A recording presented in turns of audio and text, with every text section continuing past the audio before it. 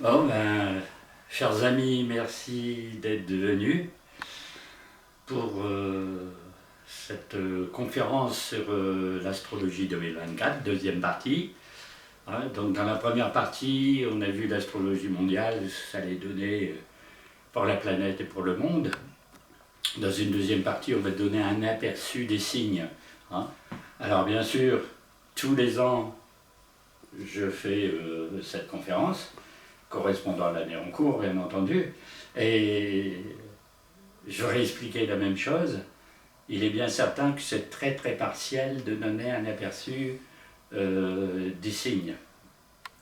Parce que bien sûr, une personne a un thème du jour de sa naissance et elle a un ascendant, elle a 10 planètes réparties dans les signes, il y a des aspects, etc. etc.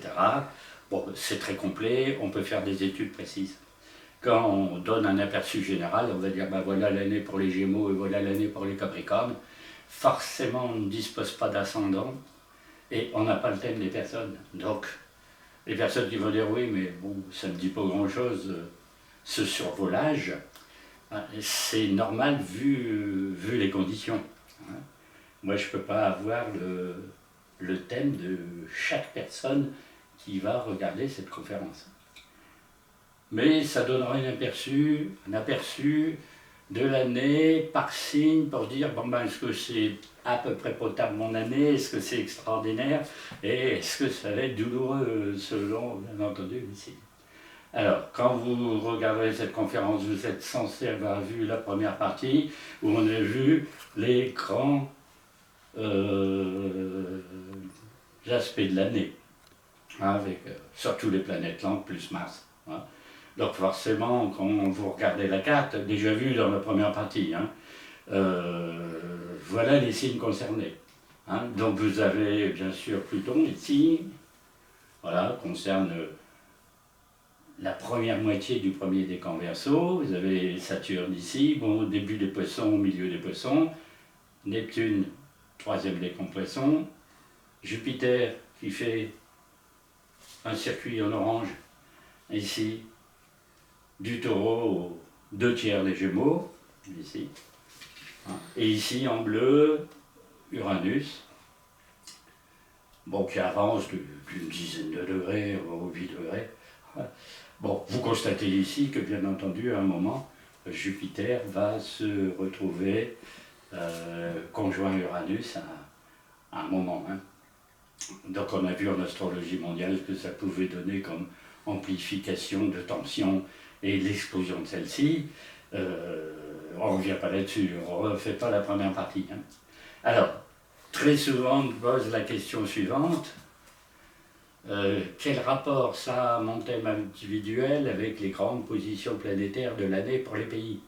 Alors forcément, il y a à la fois pas de rapport et un rapport.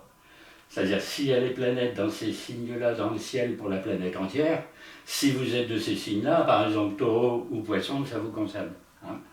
Mais à titre individuel, ça va vous concerner que si vous avez une planète dans les décans en question. Si vous êtes Gémeaux, bah, deuxième décan Gémeaux, vous allez avoir que quelques aspects qui jouent. Hein. Donc forcément, avec un ascendant en plus qui serait différent, mais quand vous êtes ascendant Gémeaux, ben Jupiter va passer dans votre signe, c'est bon, mais si vous êtes ascendant Vierge, vous avez un contexte négatif. Alors c'est un peu plus embêtant, Jupiter va être moins bon, va donner moins de résultats, etc.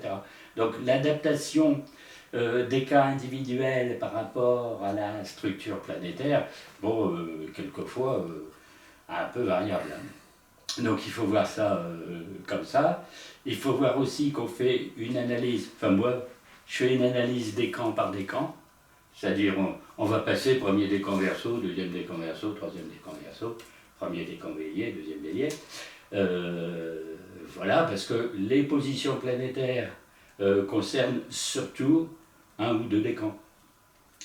Alors, certains astrologues, des médias, vous disent que par exemple, quand Pluton est entré là, va rentrer plutôt, parce que ça se passe le 21 janvier, va rentrer en Verseau, bah, tous les Verseaux ont Pluton dans leur signe, et puis c'est le changement, la transformation, la révolution, même pour certains cas. Vous voyez bien en rouge où est Pluton pendant l'année, il est bien certain quand vous êtes à la fin du Verseau, vous êtes très loin d'avoir l'influence de Pluton, même s'il est dans le signe. Hein, c'est-à-dire que comme Pluton va mettre 20 ans à passer le signe du Verseau, les personnes qui ont leur soleil tout à la fin du Verseau vont voir arriver Pluton dans une vingtaine d'années. Donc, en quoi ils seraient concernés par la puissance de la planète en 2024 ? Alors même si le rayonnement électromagnétique de la planète anime tout le premier décan, c'est tout minuscule le rayonnement qui arrive en fin de décan.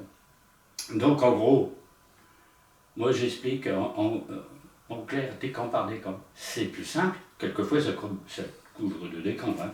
Quand Jupiter traverse tout le Taureau en 5 mois, il passe tout d'un coup les 3 décans. Là on voit les 3 décans, on est obligé. Hein. Un petit peu là. Donc il faut voir les choses comme ça.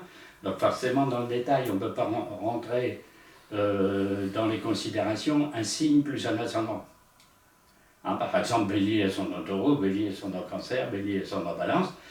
Parce que si on fait ça, pour 12 signes, il y a 144 cas de figure. Donc on ne peut pas, bien entendu, voir 144 cas de figure en moins de 2 heures dans une conférence. Hein. Donc il faudra recouper.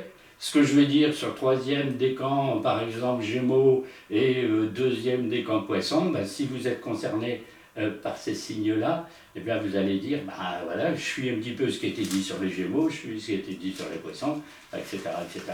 C'est le seul moyen d'avoir un aperçu plus précis de son année, entre guillemets. Hein. Alors, vous voyez bien tout de suite à la carte mondiale que les Poissons, les Taureaux, les Gémeaux, les Verseaux vont être bien concernés par une planète lente qui passe toute l'année quasiment dans leur signe, ou dans leur décan, ou les deux à la fois. Hein. Alors, on pose très souvent la question, mais alors quand je suis d'un signe de l'autre côté où il n'y a aucune planète lente qui passe dans l'année, moi j'ai pas d'année astrologique, si, hein, parce que déjà il y a les planètes rapides qui vont passer. À un moment, vous allez voir Mercure en Vierge, Vénus en Scorpion, etc. Hein. Donc le Soleil et la Lune balayent tous les signes. Hein. Donc chaque mois, vous avez Soleil et Lune en Cancer, Soleil et Lune en Lion, etc. Hein. Donc on est en octobre en signe de la Balance, vous avez le Soleil en Balance. Et à un moment, la Lune le rejoint, et il y a une nouvelle Lune en Balance. Hein. Bon. En fin septembre ou octobre. Hein. Alors, il y a une influence quand même de l'astrologie mondiale, c'est que les planètes lentes qui sont par ici, on voit des aspects de l'autre côté. Hein. C'est-à-dire que s'il y a des planètes en Poisson, la Vierge est concernée parce qu'elle va avoir une opposition par rapport aux planètes dans le signe d'en face. Alors c'est moins important, parce qu'on n'a pas les planètes lentes chez soi, c'est-à-dire dans son signe, on les prend par aspect parce qu'elles ont telle position, en opposition, en carré, en trigone, tout ce qu'on veut. Voilà un peu comment ça fonctionne. Hein.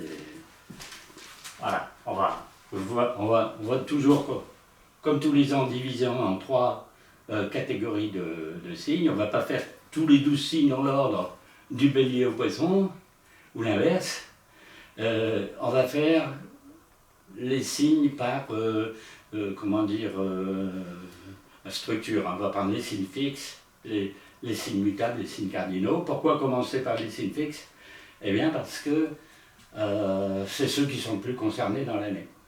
Hein. À partir du moment où vous avez Pluton qui rentre à Verseau, et que vous avez 2 planètes très importantes en Taureau, à un moment il y en a 5, les signes dits fixes, qui sont ceux que vous voyez en vert sur la carte du ciel, hein, c'est-à-dire Verseau, Taureau, Lion et Scorpion, ce sont les signes fixes. Alors vous remarquez que quand les signes fixes sont disposés sur un zodiaque, ils sont toujours en carré.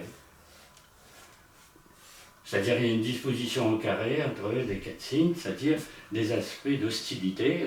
Les 4 signes fixes sont très importants, mais en hostilité entre eux. Hein, soit l'opposition, soit le carré. Donc forcément, quand on est Lion et puis qu'on a par exemple un ascendant taureau, c'est pas très harmonieux. Hein. Les signes sont contraires en gros. C'est les lignes rouges que vous voyez sur la carte du ciel. Hein. Alors maintenant, il y a des aspects positifs aussi, bien sûr, entre deux signes d'air, deux signes d'eau, etc. etc. Hein.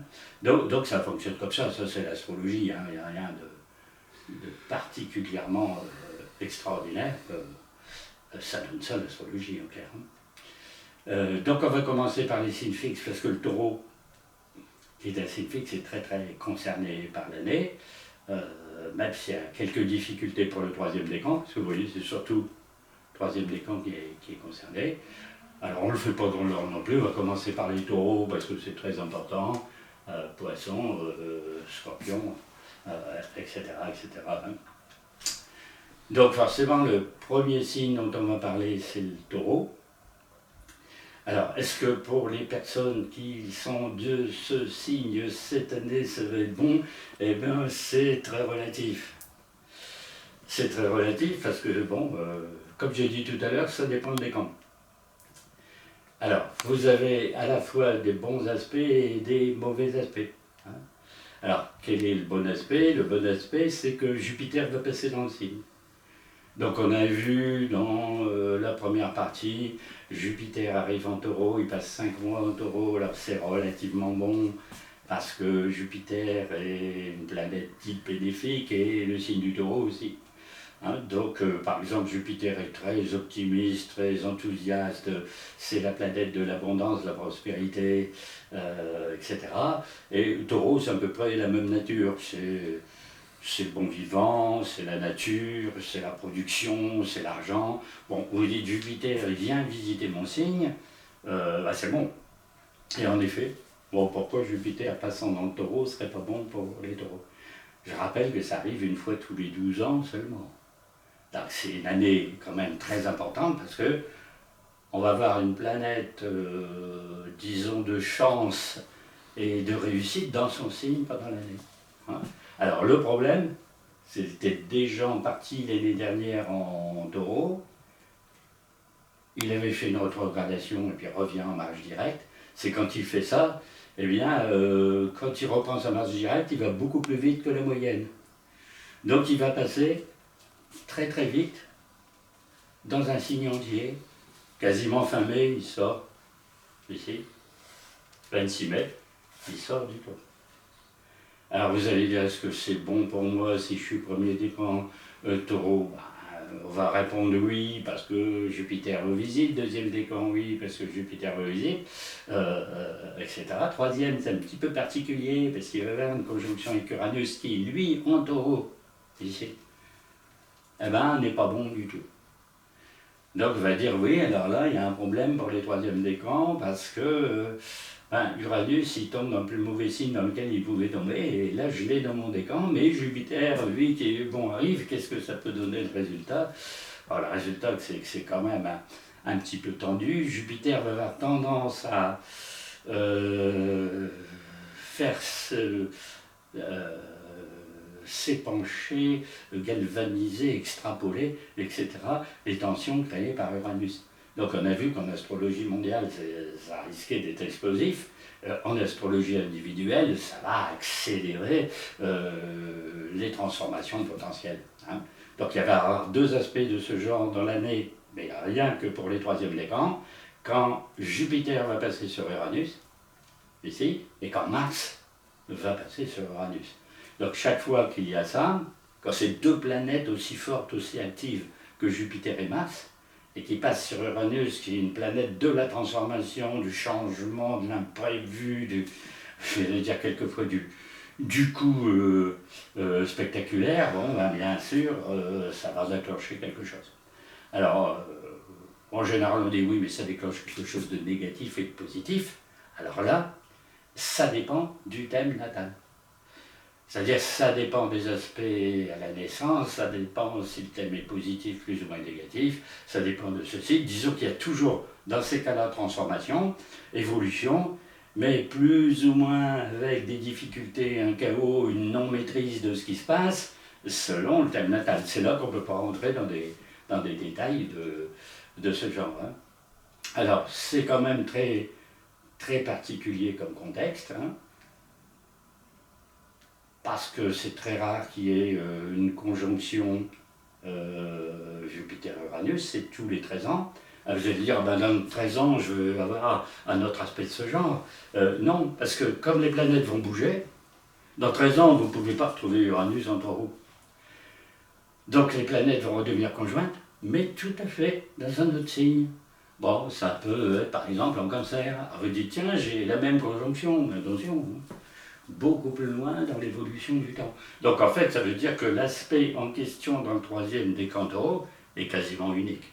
Donc forcément, ça va marquer terriblement l'année. Hein. Donc voilà un petit peu pour les taureaux, hein, la toile de fond, hein, l'ambiance. Et alors, particularité aussi, c'est que les planètes rapides vont passer aussi dans le taureau. C'est-à-dire bien sûr au mois de mai, vous allez voir le soleil en taureau, vous allez avoir un moment Mercure, vous voyez, deuxième partie de mai, Mercure passe en taureau. En mai, Vénus passe en taureau.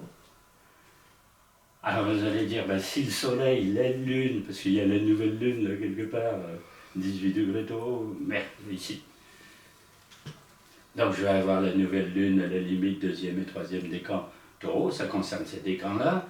Mercure va venir me visiter, et Vénus, qui est la planète maîtresse du taureau, va venir me visiter.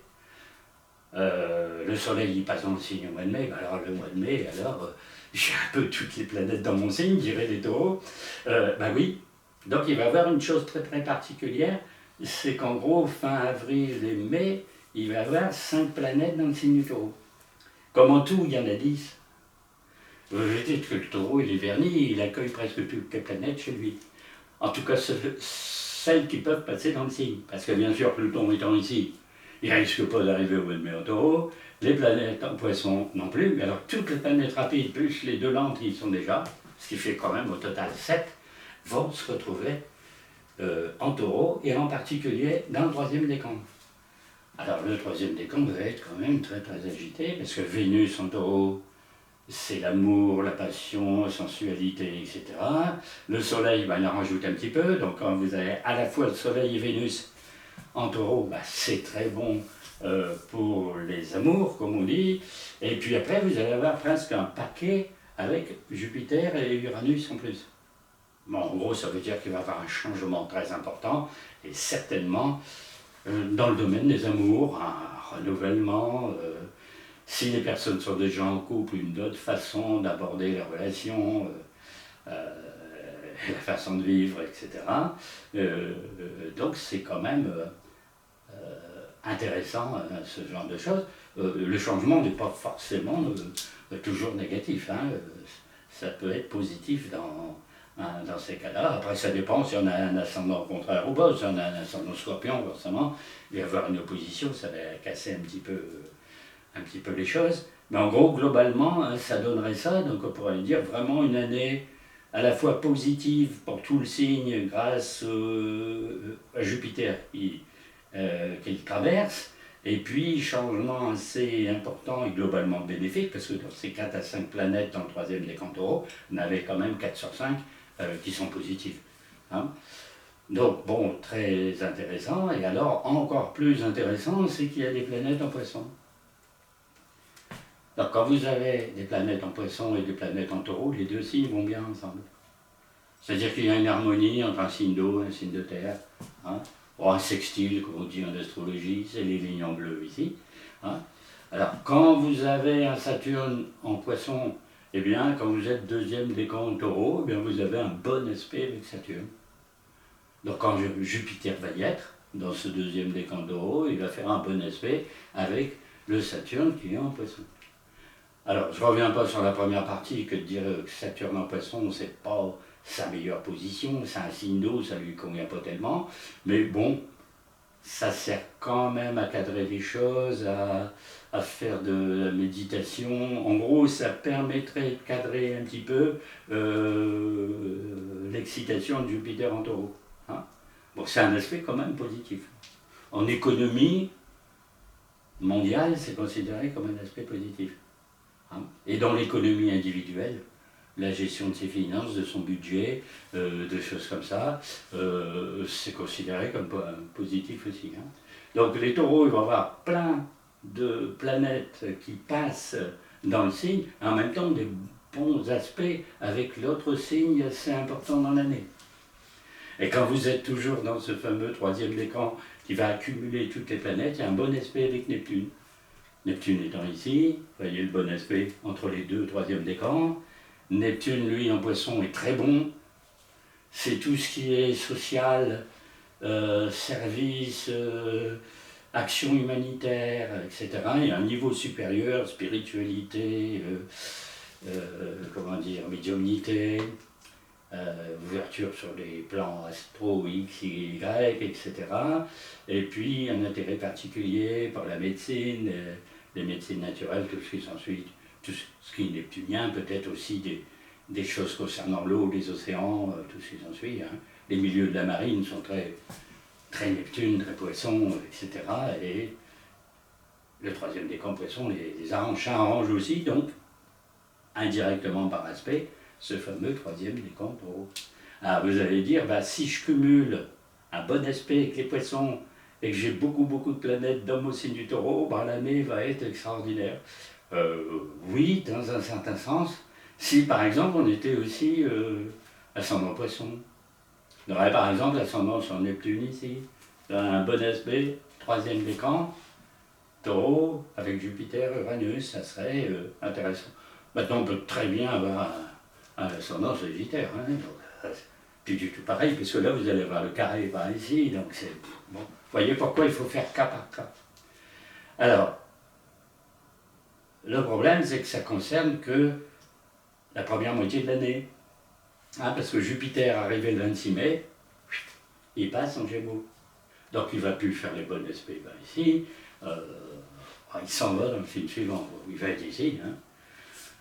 Donc forcément, quand il est en Gémeaux, premier et deuxième décan Gémeaux, bah là, il va faire un mauvais aspect avec les poissons. Ici. Donc forcément, c'est moins brillant la deuxième partie de l'année. Hein. Alors, il va vous rester Uranus, parce qu'Uranus y est toute l'année. Les planètes rapides sont largement parties, ça, après le mois d'avril, le mois de mai, bon, elles sont sorties. Jupiter pesant le signe d'à côté, donc la deuxième partie de l'année, il va rester en gros le bon aspect Uranus-Neptune, qui est bien pour la spiritualité, le dépassement du plan matériel, etc. etc. Mais bon, le contexte est un petit peu différent.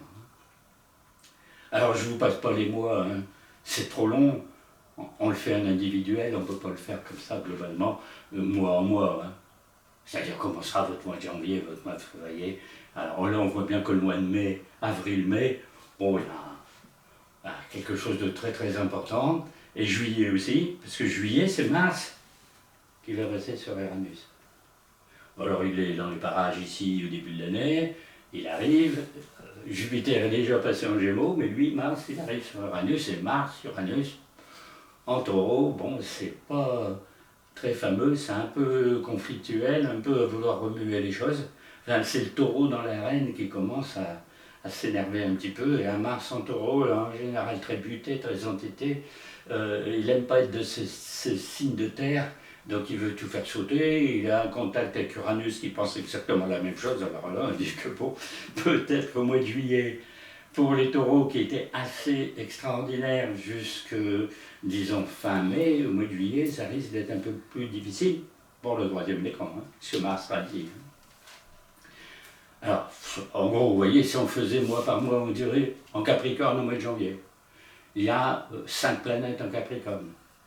Elles sont très bonnes pour le taureau, parce qu'il y a un bon aspect de trigone, 2 signes de terre ensemble, 5 planètes, dont Mars, Mercure, etc. Le soleil au Capricorne, ben, par rapport au taureau, le taureau reçoit des bons aspects. Alors, le fameux Mars, eh bien, quand il est en Capricorne, il est très fort. Il est déterminé, puissant, organisé, ce qui est pour son code nature. Hein. Ce signe de feu du bélier, il est plutôt effervescent, dynamique, impulsif, tout ce qui s'en suit. En Capricorne, il est posé, mais d'autant plus fort que il est bien cadré dans un signe de terre. Hein. Voilà, alors comme Mercure passe aussi et qu'il est bon Capricorne, c'est bien pour les taureaux. Il y a une réflexion posée, stable, c'est deux signes stables. Hein. Saturne et le taureau, c'est des signes de terre, très réfléchis, très stables, etc. Donc on pourrait dire que le mois de janvier va être à peu près bon pour les taureaux. Hein. Alors, si on passe au Verseau, alors là c'est l'inverse. Vous allez être en février, vous allez avoir tout ce paquet de planètes ici en Verseau. Vous voyez, un -5, Soleil, Lune, 6 même, puisqu'il y a Pluton qui est en Verseau, qui rentre en Verseau fin janvier. Donc 0 degré Verseau, Pluton en janvier, et 5 planètes rapides ici. Alors qu'est-ce qu'ils font? Ils font un aspect négatif au taureau. Là, Verseau, taureau, les deux signes en vert, eh bien, sont les Linos ici en hostilité. Alors là, le mois de février, il risque d'être un peu houleux pour les taureaux. Alors les 3 décans se succèdent. Hein. Quand les planètes sont en premier décan taureau est concerné, deuxième décan concerné, etc. jusqu'au 3e décan. Enfin, le mois de février, un peu début mars, le temps que Mars sort du Verseau, un peu difficile. Après, le paquet de planètes qui est ici va passer en Poisson. Vous allez retrouver toutes ces planètes en Poisson. Là, bon pour le taureau. Puis après, elles vont passer en Bélier. Et puis après, elles se dispersent. C'est-à-dire qu'à la fin de l'année, elles ne sont plus groupées à 4-5 dans le même signe. Elles font un petit peu tous les signes. Donc, ils vont beaucoup plus vite que l'autre. Donc, elles se dispersent. Alors, voilà, on pourrait faire tous les 12 mois de cette façon-là. On va considérer que quand vous avez des planètes en Lion, au mois d'août, forcément pour le taureau, vous avez un aspect de conflit dit de carré en astrologie, c'est pas simple, c'est conflictuel aussi, etc. Par exemple là, le premier décan taureau, au début de l'année, il va y avoir un mauvais aspect de Pluton, les 4-5 premiers degrés. Hein. Donc si vous êtes des taureaux de fin avril, 21 avril, etc., vous allez avoir le carré de Pluton. Sous-entendu, carré de Pluton, votre soleil natal, hein, assez difficile. Hein, c'est-à-dire que Pluton étant une planète de changement, de révolution, de casse, de tout ce qui s'ensuit, vos habitudes tranquilles de petits taureaux Vénus, là, ça pourrait être fracassé. Quoi. Ça concerne la moitié du premier décan. Hein. Et alors, curieusement, à la fin de l'année, quand vous arrivez en décembre, vous avez Mars qui passe en Lion. Et quand Mars passe dans le premier décan de Lion, il fait un aspect négatif aussi par l'autre côté. C'est-à-dire, le premier décan taureau est touché, mais par le Mars qui est ici. Mars en Lion, il est très puissant. Celui-là, il est dans un signe de feu, donc attention, ça carbure le maximum. Mais il est en hostilité au décan taureau. Donc en gros, il casse la baraque, si on peut dire. Enfin, il y a un conflit Mars-Soleil, en gros. Hein. Alors, ça ne va pas en harmonie. Hein. Chacun veut faire ce qu'il veut, moi dans le taureau, moi dans le lion, etc. Puis comme bien sûr, Mars, quand il est ici en lion, il est opposé à Pluton de l'autre côté. Hein. Ça fait un triangle en rouge comme ça. Donc ce premier décan taureau, on pourrait dire moitié du premier décan, parce qu'au bout du 6e degré de Lion-Mars, refait marche arrière, repart en Cancer. Hein. Et donc, vous voyez, en rentrant très dans des détails comme ça, vous voyez que ça ne peut pas être unifié pour le taureau. Selon que vous êtes 3e décan, avec les aspects Uranus-Jupiter, etc., vous êtes premier décan avec ces deux carrés Mars et Pluton, qui sont peu commodes comme planète, hein, vous ne pouvez pas avoir la même prévision pour le même signe. Alors vous allez dire, alors le 2e décan, je suis entre les deux, je suis tranquille. Oui, relativement. Quand vous allez avoir Jupiter, 2e décan taureau, vous allez avoir un bon aspect avec Saturne, 2e décan poisson. Ça va être plus pondéré. En gros, le décan qui est dans le milieu, sentir plus ou moins. Cette année, hein, c'est le plus calme, le moins soumis à la tourmente. Hein. Par contre, les deux autres décans, attention, être soumis à la tourmente, c'est que la vie risque d'être un peu ballottée, ça risque de changer. C'est pas pour ça que c'est une catastrophe. Hein. Il y a des moments dans la vie où on dit vous avez trop été dans vos habitudes, vous devriez changer, vous ne changez pas, les astres vous font changer. Un petit peu, hein, vous voyez. Alors, si on passe au signe suivant qui est le lion, qu'est-ce qui va lui arriver cette année? On voit bien par sa position que quand vous êtes dans le premier décan lion, vous avez une opposition plutôt en face. Donc forcément, ça va remuer un petit peu, faire évoluer, changer des choses. Vous allez voir Mars qui passe dans votre signe, mais en décembre seulement, donc à la fin de l'année. Vous avez Mars, vous avez Pluton au début de l'année qui vous envoie une opposition, et Mars à la fin de l'année qui fait l'opposition par l'autre côté. Alors c'est très curieux, Mars qui passe en Lion en décembre, premier décan seulement, c'est très important, parce que là Mars est très très fort, sauf qu'il reste que le mois de décembre seulement, puis il retourne en Cancer. Donc on ne l'a pas longtemps là, dans son signe. On l'aura en 2025, parce qu'en 2025, il va refaire une marche directe, il va repasser dans Lion, il va passer 2 mois en Lion, au début de l'année 25, donc là c'est relativement positif. Hein? Alors, bien entendu, les lions ne sont pas tellement favorisés cette année, hein, parce que les planètes qui sont trop haut font des aspects négatifs. Hein, tout ce que vous voyez en signe vert sur la carte du ciel, ça donne des aspects négatifs, c'est-à-dire conflits, tensions, difficultés, soucis, etc. Alors, quand vous avez Jupiter, premier décan Taureau, pour le premier décan Lion, on reçoit un carré de Jupiter. Quand vous êtes deuxième décan Lion, vous recevez un carré de Jupiter. Comme Jupiter, c'est le succès, la réussite, la prospérité, vous dites là, j'ai un petit dérapage, quelques petits à côté. Bon, ça risque de pas très, très harmonieux, et en effet, ça risque d'être le cas. Et alors, quand vous êtes dans le troisième décan, forcément, vous avez les aspects négatifs du fameux Uranus plus Jupiter plus Mars, quand toutes ces planètes sont conjointes. En gros, ici, troisième décan Lion, si vous êtes troisième décan Lion, si vous avez votre Soleil ici, bien sûr, vous prenez tous les aspects négatifs du paquet de planètes qui va arriver en Taureau. Alors, c'est pas très gai pour le Lion, bien entendu, dans ces conditions. Comme au mois de février, vous avez toutes les planètes en Verseau qui envoient des oppositions par le signe en face, et vous allez dire les Poissons. Les Poissons ne jouent pas par rapport au Lion, parce que vous n'êtes pas dans un des aspects majeurs. Il n'y a pas d'opposition, il n'y a pas de trigone non plus. Un petit peu à part, ça fait un aspect de quinconce, c'est un aspect moyen, qui ne rentre pas beaucoup pour faire quelque chose à l'année, c'est pas rien, c'est pas zéro non plus, mais enfin, ce qu'on appelle un quinconce, Neptune, Soleil, entre, vous voyez, les signes sont contradictoires, c'est-à-dire qu'en Poisson vous avez de l'eau, et puis en Lion vous avez du feu. Et l'aspect est censé être un aspect de tension et de difficulté. Donc forcément, si vous rajoutez qu'il y a quand même un aspect, mais qu'il n'est pas fameux, il faut mieux l'oublier au passage. Hein. Donc forcément, alors, indépendamment de savoir qu'il y a 5 planètes en Sagittaire ou 3 planètes en Vierge, le signe de quelqu'un, et quel est l'ascendant, globalement pour les lions, l'année est un peu difficile.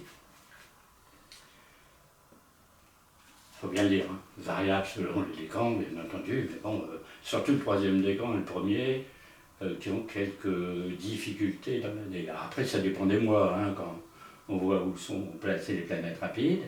Alors, signe suivant, le Scorpion. Alors, voyez tout de suite, quand vous êtes du signe du Scorpion, que vous avez le Taureau en face. Donc, quand Jupiter dans le premier décan, Scorpion prend Jupiter, j'allais dire dans la figure, le deuxième, quand Jupiter est ici, et puis c'est le troisième qui prend le plus, puisque là, il va avoir, en gros, en hostilité, Uranus, Jupiter, Mars quand il passe, les planètes rapides quand elles passent. Donc le troisième décan Scorpion va être très soumis à quelques chamboulements. Hein. Un Uranus en face, enfin, ça veut dire en face de votre Soleil, hein. Ça veut dire changement bifurcation dans l'existence, virage à 180 degrés, etc. etc. Hein. Et alors, comme les signes marchent par paire et par opposition, quand vous êtes Scorpion, vous avez tant de planètes en Taureau, en gros, c'est le Taureau qui est à la main. C'est-à-dire, c'est vos adversaires. Alors, le signe en face, c'est soit vos amis, c'est votre vis-à-vis, c'est votre camarade, c'est celui qui est face à vous, ou l'ennemi. Alors, selon votre thème, c'est des amis ou des ennemis, quelquefois les deux à la fois. On a des bons amis en Taureau, hein, en gros, votre conjoint, par exemple, il est en face. Hein, quand vous êtes Scorpion, maison 1, la maison 7 est en Taureau, le couple est en face. Alors, est-ce que c'est harmonieux pour le couple ou pas? Ça dépend du contexte général du thème. Mais en gros, là, si on regarde un peu la carte du ciel, ça va être difficile pour le premier décan et le troisième décan. Scorpion. Hein. Alors pourquoi? Parce que quand vous allez être en Verseau, en premier décan Scorpion, vous allez avoir un aspect négatif de Pluton. Pluton en Verseau vous envoie un aspect négatif, début du premier décan, donc changement, renversement, chamboulement, etc. etc.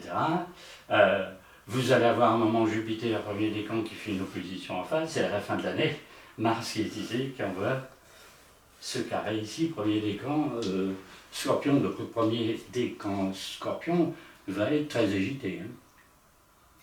En gros, il va avoir à la fois un aspect difficile avec Pluton toute l'année, avec Jupiter quand il est premier décan Taureau, c'est-à-dire en gros janvier-février, et Mars quand il est en Lion en décembre. Et bien sûr, comme toutes les planètes sont en février en Verseau, ça fait des carrés aussi. Donc en gros, le début de l'année, un peu difficile, surtout février, hein, un peu difficile pour le premier décan Scorpion. Alors maintenant, quand vous êtes dans le troisième, c'est un peu plus particulier. Vous n'aurez ni Mars ni Pluton qui influencera votre troisième décan, mais vous allez avoir ce fameux paquet en Taureau en face. C'est-à-dire, quand je dis le paquet, c'est toujours Uranus plus Jupiter plus Mars plus 5 planètes rapides qui passent en face. Bon, très, très difficile aussi à supporter la situation.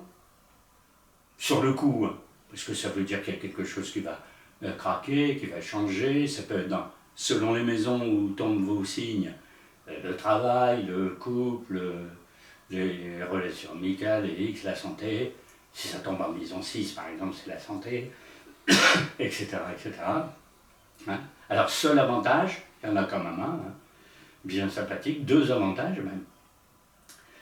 C'est que quand vous êtes troisième décan Scorpion, vous avez un trigone, un bel aspect, un très bon aspect. Hein. Très bon aspect, Neptune, Soleil. Vous voyez, c'est cet aspect ici. Alors, pourquoi c'est un très bon aspect? Parce que Neptune en signe d'eau, en Poisson, est très très bon. C'est sa meilleure position. Bon, Soleil en Scorpion est normal, mais alors le bon aspect entre les deux vous met en valeur, ces deux signes d'eau ensemble, vous met en valeur tout ce qui est symbolique de l'eau.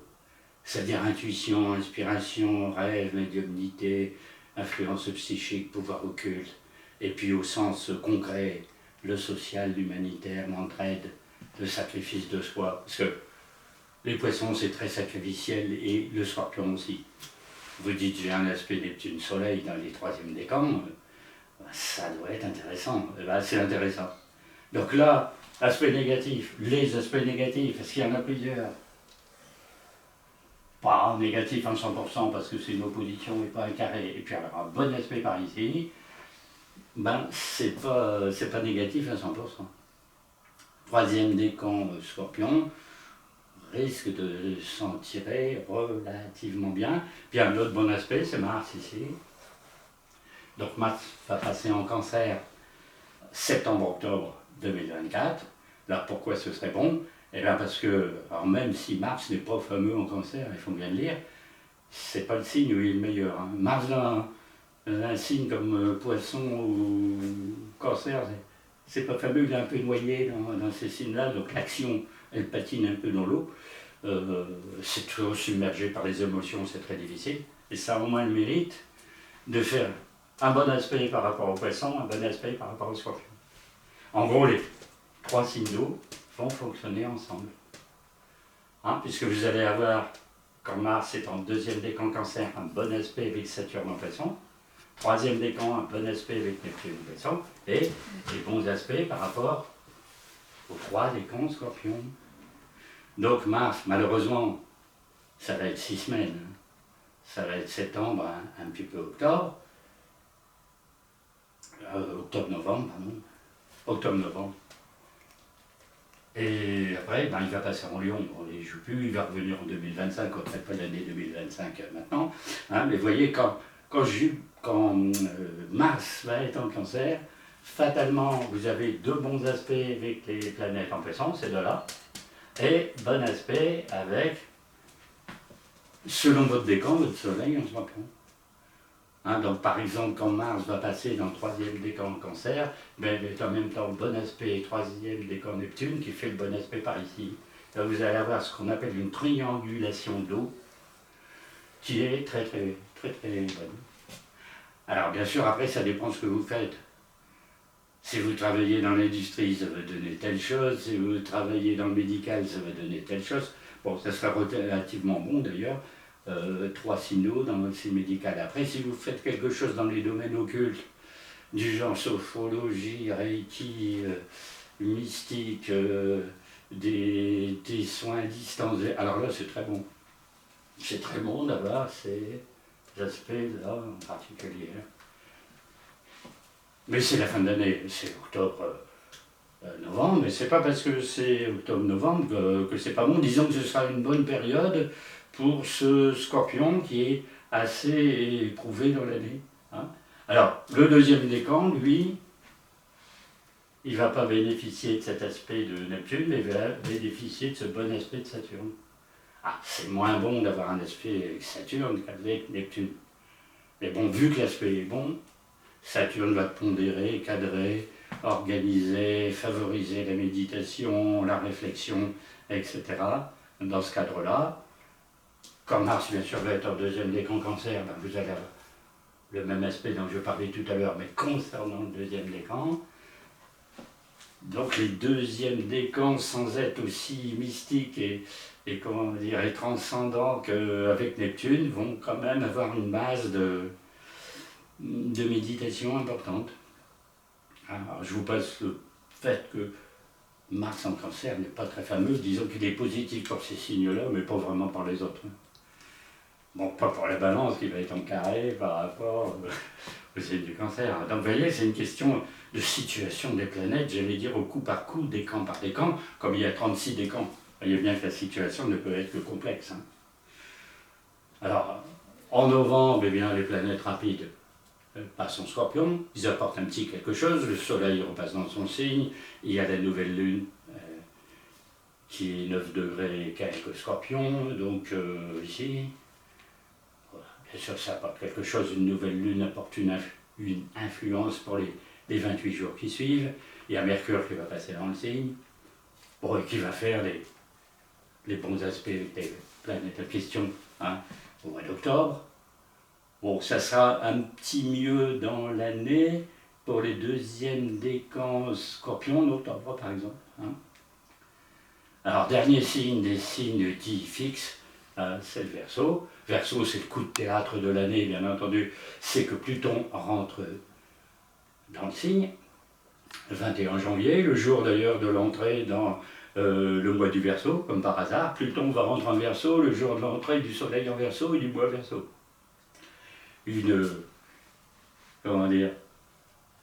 Un clin d'œil du destin quand même très très particulier. Et dans le mois qui suit, c'est-à-dire février, vous avez 6 planètes en Verseau, donc on ouvre bien l'année dans un cadre Verseau. Il faut attendre fin janvier, mais bon, on va très vite arriver. Qu'est-ce qui se passe au mois de mai 24 ? Pluton va rétrograder, il va avancer jusqu'au 2e degré, enfin ce qu'on appelle la rétrogradation, hein, et il va même à un moment, septembre-octobre, repasser en Capricorne. c'est encore un caprice des cieux, si on peut appeler ça comme ça. Pluton qui était rentré en Verseau en 2023, il était reparti 4 à 5 mois au Capricorne, et puis il refait la même chose cette année, mais maintenant il n'y a plus que 2 mois. Hein. Après, il est définitivement en Verseau à partir du 20 novembre. Donc qu'est-ce qu'il va faire? Il va retourner en Capricorne, il va repasser en Verseau, curieusement sur le même degré que le 21 janvier, on va passer à 0 degré Verseau, 20 novembre, lors de l'entrée en Sagittaire. 20 novembre, c'est 21 novembre, c'est l'entrée du Soleil au signe des Sagittaires. Hein. Donc c'est très bon, il va être ici. Soleil en Sagittaire va être ici, il y a un bon aspect entre les deux.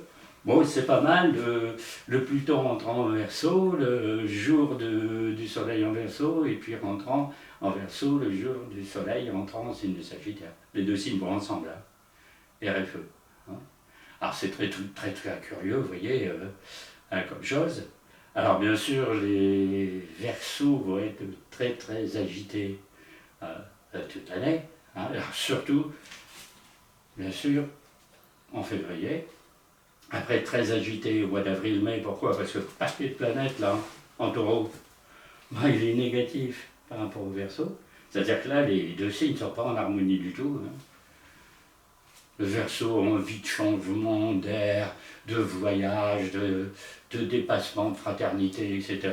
Et puis le Taureau dit, je suis bien dans ma campagne, je suis bien avec mes animaux, je suis bien dans la nature, je fais le tour de l'étang, qu'est-ce que vous allez me barber avec des voyages astro, de la science-fiction, de la transcendance, etc. Donc forcément un signe très terre et un signe très subtil d'air, là vous êtes dans l'inharmonie presque complète. Hein. Donc à la fois, les taureaux vont être très embêtés parce qu'ils ont des aspects avec le Verseau, mais c'est pareil dans l'autre sens. C'est-à-dire que les Verseaux sont très embêtés par les planètes en taureau. Quoi. Hein. Alors surtout le troisième décan, toujours, parce que Uranus, troisième décan, ici. Hein. Les deux autres décans ne sont pas trop concernés par Uranus, mais voyez encore une bizarrerie du ciel, un caprice des cieux, comme je dis, caprice des cieux, c'est quand vous êtes en Verseau, vous avez le Soleil ici, vous avez un carré avec Uranus, et Uranus c'est le maître du Verseau. En gros, vous avez le maître de votre signe, qui est en Taureau dans un signe où il est le plus mal placé qui soit, et qui fait un aspect négatif avec vous. Alors forcément, pour que ce soit sympa, c'est pas la position rêvée des planètes. Mais ça veut dire qu'il va y avoir un événement, ou plusieurs, un changement, un remue-ménage, une remise en cause, quelque chose qui va faire évoluer les choses. Hein. Donc forcément l'aspect, la période avril, mai, juin, même juillet ou mars passe encore, là, ici, sur Uranus, troisième décan, pour le troisième décan Verseau, c'est quelque peu subversif, hein. C'est pas de tout repos, il faudra bien le dire, cette période, à moins d'avoir un ascendant très calme. Hein. Bon, Balance, autre, hein, bon, ça, on va pas savoir, là, hein. Vous voyez? Alors, avantage quand même, c'est pas totalement négatif, hein. C'est quand Jupiter va passer en Gémeaux. On a vu tout à l'heure qu'à partir de fin du mois de mai, il est passé en Gémeaux, il y était tout le reste de l'année. La première partie de 2025, bah, là c'est meilleur, parce que forcément quand Jupiter est ici, fait un bon aspect, des bons aspects quand il est deuxième décan par rapport au Verseau. C'est-à-dire que là, Jupiter qui va rentrer dans un signe d'air qui est ici, pour le Verseau, il est bon. Deux signes d'air ensemble, Jupiter active, rentre en effervescence, dynamise Pluton. Alors, quand Jupiter va être ici, vous allez avoir un bon aspect avec Pluton. Donc vous aurez un bon aspect entre les deux signes, mais un bon aspect entre les deux planètes. Et Jupiter et Pluton, quand ils sont en bon aspect, ben, ça favorise le développement, la prospérité, les inventions, le progrès, tout un tas de choses. Hein, les études dites idéologiques, mystiques, etc. Hein, c'est les deux guides spirituels. Hein. Jupiter est guide spirituel sur le plan visible, Pluton guide spirituel sur le plan invisible. S'ils sont en bonne relation ensemble, c'est bon. Hein. Là, l'aspect est bon. Hein. Alors forcément, comme Pluton ne bouge pas de l'année, quand Jupiter est en deuxième décan, Gémeaux, ça ne concerne plus du tout Pluton. Troisième, elle n'y va pas, problème est réglé. Troisième décan, Verseau, ne voit rien arriver de Jupiter cette année. Bon, ben là, ils n'ont pas la pointe d'un aspect positif. Hein. Jupiter-Pluton peut aussi être une prospérité économique. Hein. Jupiter est l'astre de l'abondance et puis Pluton est le gardien des trésors. Donc si vous mettez les deux en bon aspect, vous pouvez avoir quelques avantages financiers, de revenus, de salaire, de je sais pas quoi, dans votre vie. Hein. Et puis il restera la fin de l'année, parce qu'à la fin de l'année, on va retrouver l'aspect dont je vous parlais tout à l'heure, c'est comme Mars par ici. En Lion, ben, fera un mauvais aspect par rapport à Pluton en face, et en même temps, eh bien, un mauvais aspect par rapport au Taureau, il y aura cet aspect-là. Bon, c'est décembre, ça ne dure pas longtemps, hein, parce que Jupiter va rétrograder, Mars va rétrograder assez vite. Hein. Donc vous voyez, c'est relativement mitigé selon les décans du Verseau et selon l'année, etc. Hein. Bon, c'est des signes qui sont un petit peu, par le Scorpion, qui bénéficient de ces deux aspects-là. Les autres sont un petit peu sous tension. Quoi.